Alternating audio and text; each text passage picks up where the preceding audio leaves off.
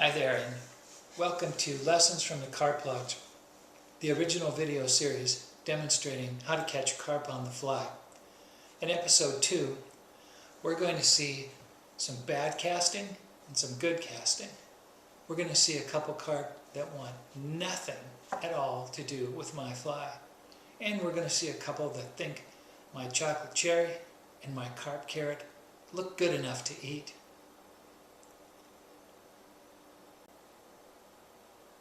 Before we go fishing, let's look at a list of the basic carp behaviors.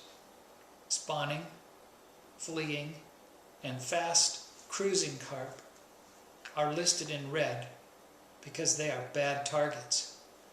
You have almost no chance of getting these fish to take the fly. Carp that are holding in current, klooping, sunbathing, and bubbling can be caught. This group, listed in white, are good targets some of the time. Carp that are cruising slowly, shopping, or tailing are listed in green. These are our money fish. They are the prime targets, the fish you have the best chance of catching.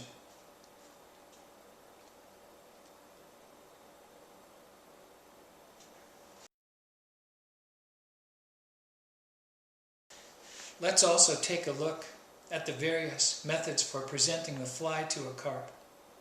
Casting, stripping, dragging, pitching, plopping, dropping,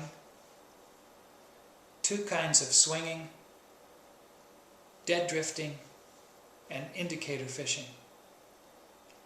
As a quick aside, I have caught carp using all of these techniques with the exception of indicator fishing.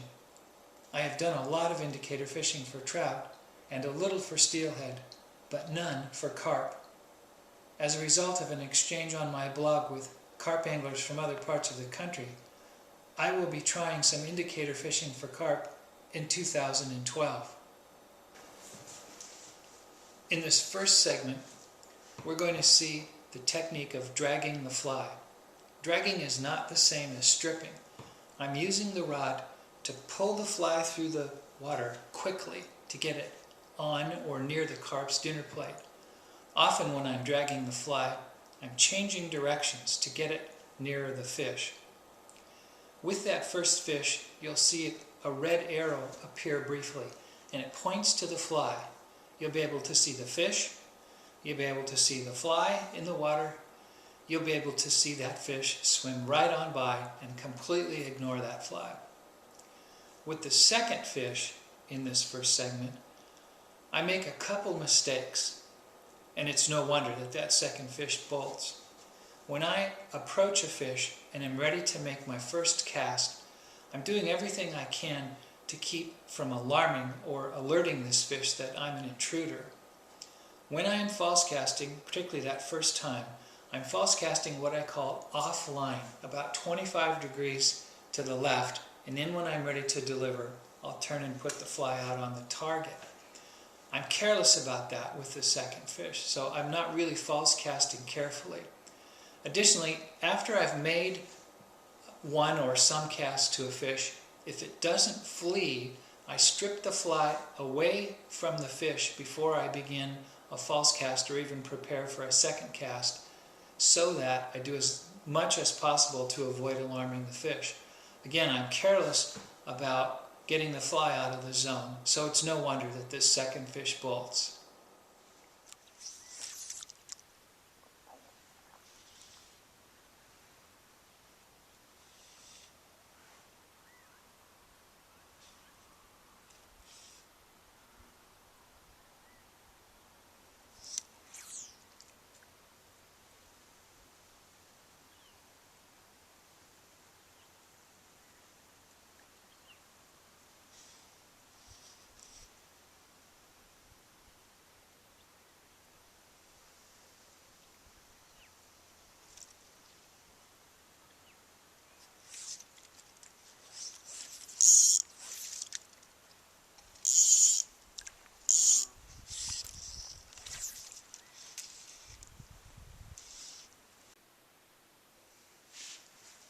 The fish in this next segment is a slow cruiser in shallow water. As a target, he is definitely in our green group. He is far enough away that I'm not plopping. I'm able to shoot a small amount of line and make short casts. There are only 2 casts in this clip, and they are both very, very good casts. Let's see if that carp likes that second cast.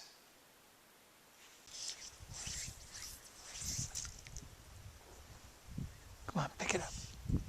Oh, you darn bugger, you. Oh, it's perfect. Come on, pick it up. And he turned away. Doggone it. A fleeing fish is a fish that has been alarmed for any reason. A fleeing fish is a poor target, no matter what speed he's moving at, even if it's the same speed as a slow cruiser. The first cast in that last clip was right where it needed to be. That was a very good cast. The fish did not change speed or direction. He is exhibiting the same behavior. The second cast was perfect. It was inches from the weeds. It anticipated the speed and direction of that fish perfectly. And when the fish got to the fly, he turned away. That subtle change in behavior moves him from the green group, being a slow cruiser, to the red group, a fleeing fish, even though he's fleeing slowly. I don't cast to fleeing fish for 2 reasons. First of all, they're bad targets and they won't pick up the fly. But also, almost always, if you cast to a fleeing fish, what it will do is accelerate. It will go faster. And when it does, it's likely to scare its shoal mates, the other fish around it. And who knows, one of those other fish might have been a tailing fish that I could have caught. Sometimes a fish will flee, even slowly, completely out of sight. Sometimes they'll swim around in a circle and start tailing again. And when they change their behavior again, then they become good targets, and I will cast to them. In the summer of 2011, John Montana and I were fishing, and between us, we had missed several fish in a row.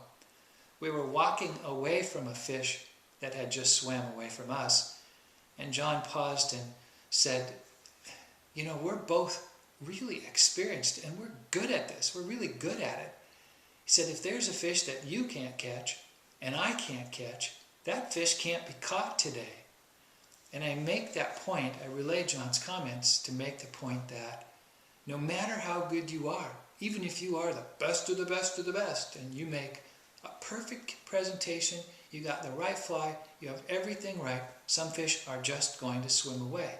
No matter how good you are, you can't catch every carp. And that's part of the allure of it. In this next clip, I do a much better job of managing the line on the first cast.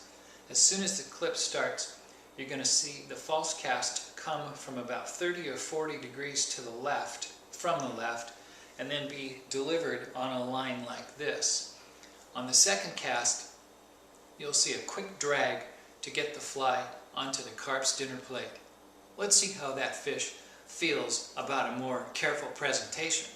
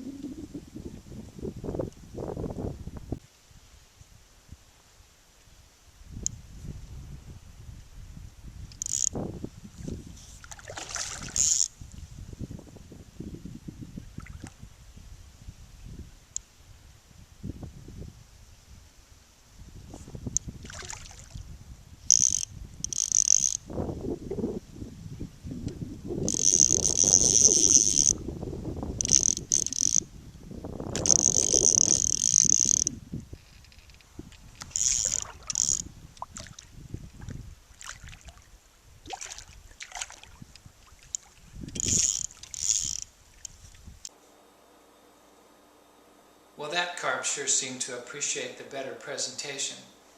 That's the end of episode 2.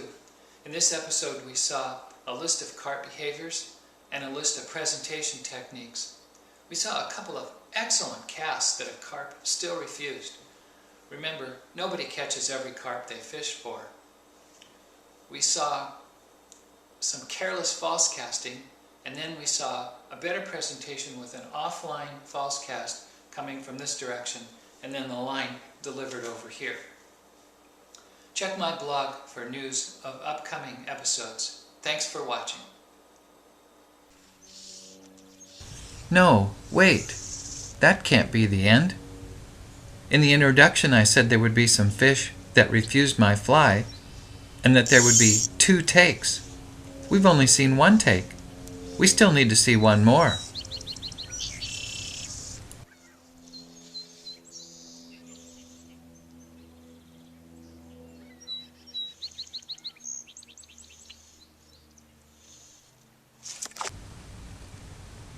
Okay, that's better. We've seen our 2 takes. Now it's the end of episode 2. Thanks for watching.